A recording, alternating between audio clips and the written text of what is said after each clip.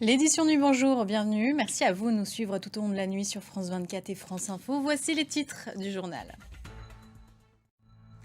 Après l'appel de Donald Trump à une reddition sans condition du régime iranien, toujours pas d'avancée sur la potentielle implication militaire de Washington. Le Conseil de sécurité nationale a duré 1h20 à la Maison-Blanche.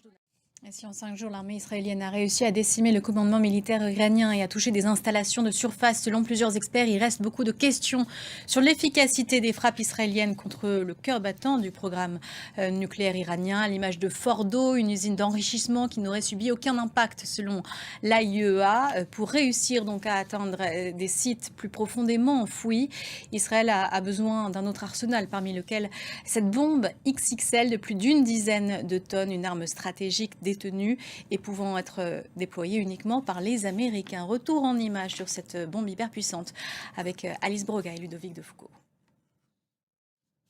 On revient maintenant sur les coulisses de l'opération israélienne en Iran, préparée de longue date, entre assassinats ciblés, agents infiltrés. Voyez comment le mythique Mossad et les services secrets israéliens ont infiltré le régime des Mollahs. Enquête de Diane Schlinger pour France 2.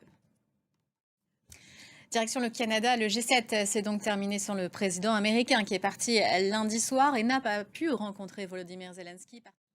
Le G7 se termine sans déclaration commune sur l'Ukraine. Opposition de Washington. La nuit dernière, Kiev a connu une attaque sanglante. 14 morts à Kiev, 117 blessés.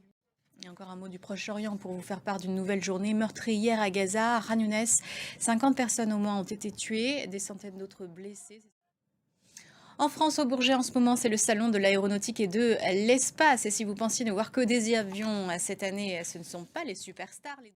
Et concernant le conclave des retraites, dont la date butoir était ce mardi soir, aucun accord n'a été trouvé entre syndicats et patronat.